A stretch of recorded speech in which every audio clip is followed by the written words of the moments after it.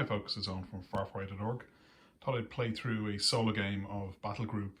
So this is a relatively small game, so just in around 400 points, and it's a defence line scenario. So here you can see some British Paratroopers.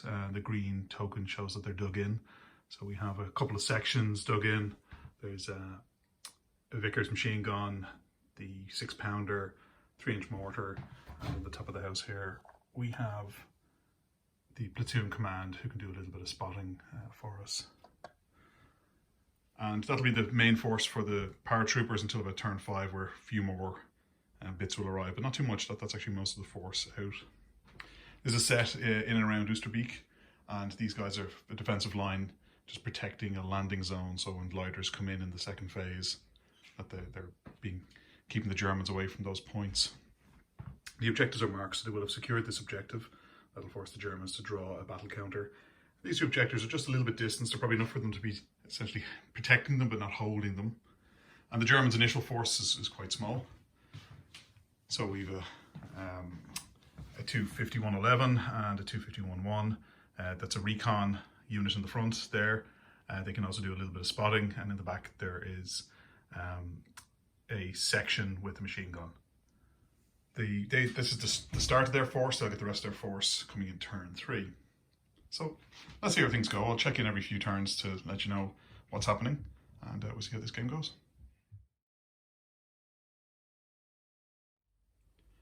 So I should probably mention battle ratings.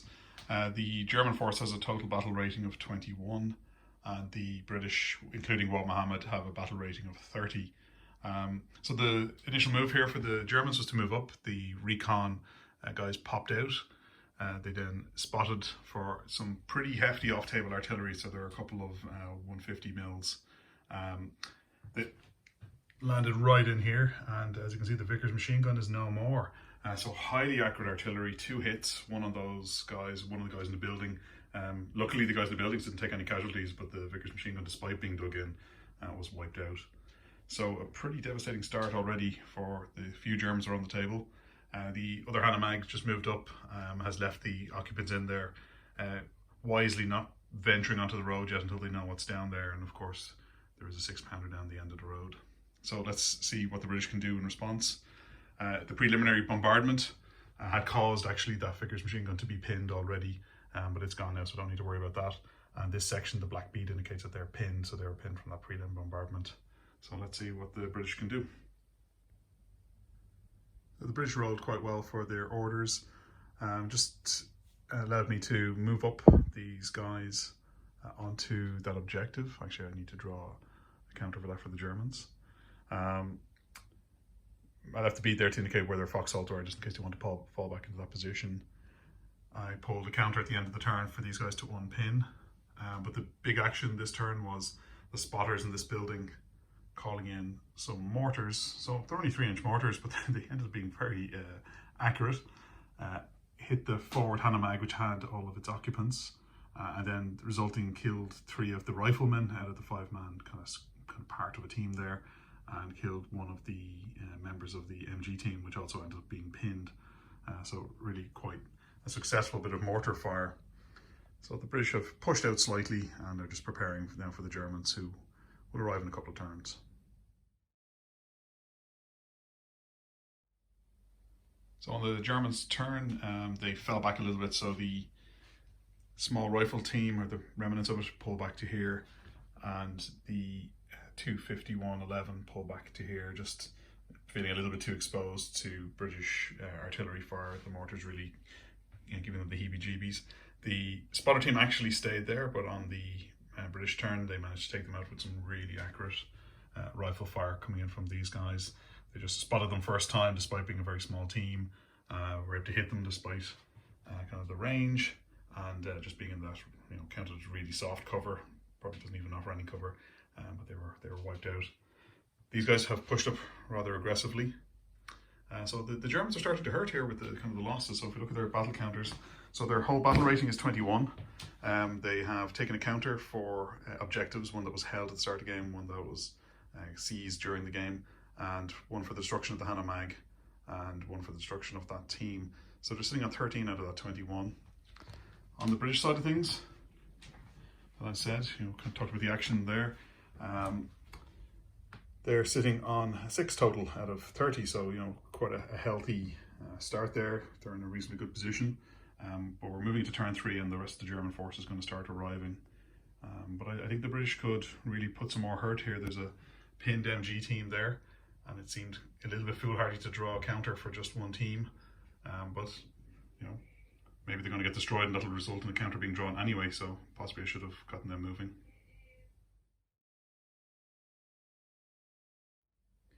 So on German turn 3, they managed to get a reasonable number of reserves in. So as you can see, the Panzer IV has moved up. Its first thing to do once it moved up, then to try and attempt to pin these infantry in the open, or well, just behind that hedge, but it didn't manage to. But the 251-11 managed to get a shot off that luckily pinned them, so they're now pinned there. Another half track came on. It has packed into it a full squad, so that's the MG team and then a rifle team.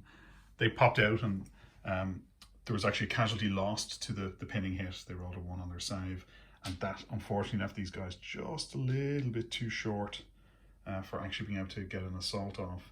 So they piled some fire into those paratroopers in the open, but didn't actually manage to do any damage. There's a small Kubelwagen here. It has a forward observer team, so they're just moving up with the hopes that they'll get into this hedgerow and just be able to drop artillery even this side of the hedge here, and with the hopes that it'll scatter and cause trouble to things in behind.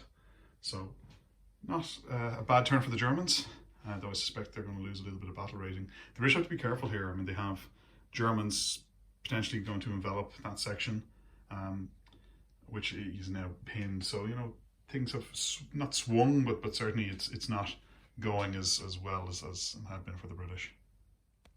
So for the British turn 3, again they rolled some decent orders, so enough to do everything they wanted to. They called in some mortar fire, again spotting from this building in the corner all the way across, and with an aiming point near that panzer. It scattered a little bit down kind of into this area here. Ended up with some very accurate fire, so an accurate hit on the Panzer, which just bounced off and didn't cause any morale issues. But there was an MG team right here, again mortar rounds landing right in on top of them and decimating them, really causing some issues for the Germans. Now when we look at their battle rating, they're sitting on 18 out of their total of 21, so they're in a little bit of trouble. So the British might be able to finish this one off quickly. Again, of course, in reality, the chits are secret, so that's the difference with a solo game here. I know how close the Germans are to breaking. So the British have pushed out of the other foxholes up here, drew a counter to unpin these guys, and with the hopes that we can grab this objective. Those Germans, despite being pinned, are just preventing this objective from being secured. So if those Germans go anywhere, that'll be another draw for them, and if that MG team gets destroyed, that's another one. So the Germans could be out of this before they even get into it. So let's see, there'll be more reserves arriving for the Germans now, but can they make that tank count? Can they do something here? This rifle team here, again, could put some fire into these guys, but they're a little bit too small to attack them as it is. Worth noting as well is actually there was a pinning hit on the Hanomag from the mortars as well. So things aren't going all the Germans' way, but there's an observer team here that can move up into position and possibly drop some artillery in on top of these guys. So let's see how things go.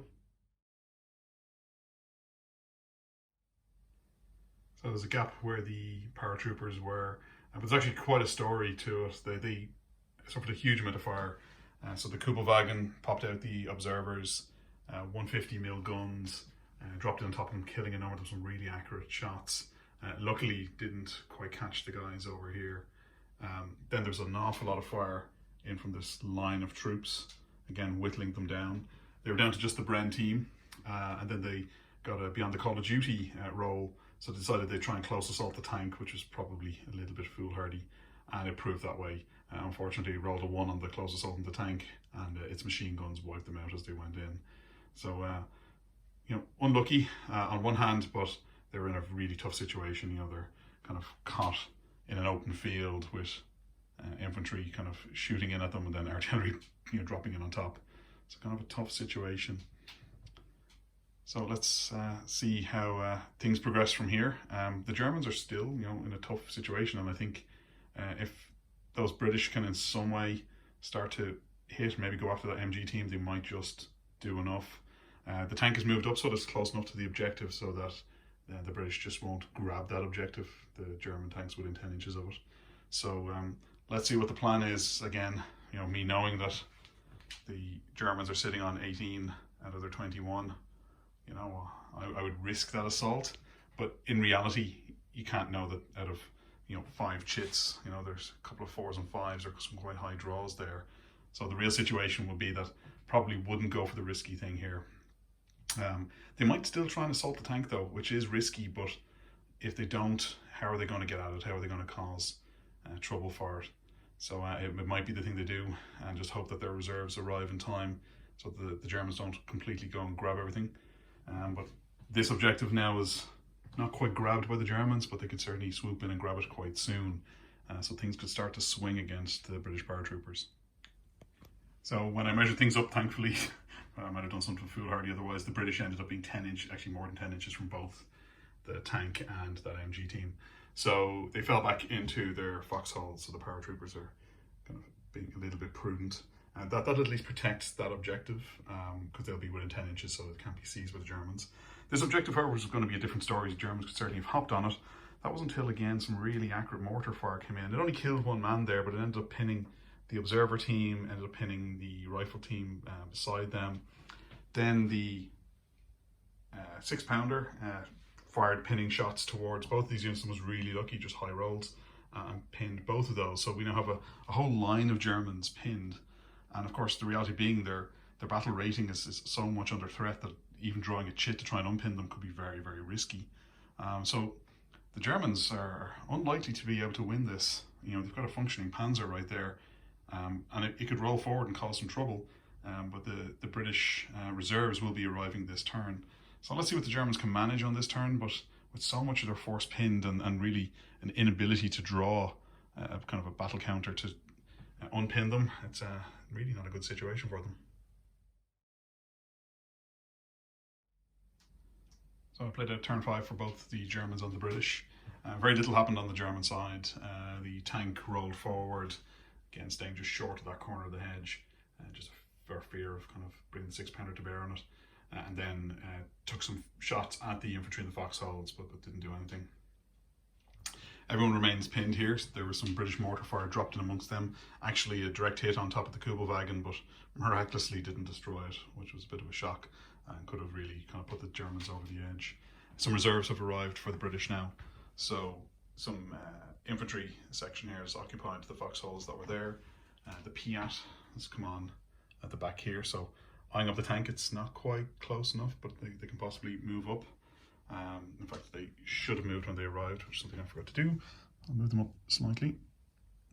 So still hiding from that tank, but now certainly threatening it. And anybody who could go into ambush fire went onto ambush fire. The forward HQ arrived, so they're sitting at the top of that building there. And that's it. The Germans have lost. So I had to draw another battle counter because, well, I got a little bit impatient with the Panzer. Decided to push towards that Piat team and try and take them out. But the ambush fire from that 6-pounder straight down the row. First shot whizzed by, but the second shot caught it on the side and brewed up the tank. So that's it. Interesting kind of situation. Obviously the Germans will regroup and try and attack that post position again. They still have quite a lot of infantry knocking around here. You know, the Hanomag is full there.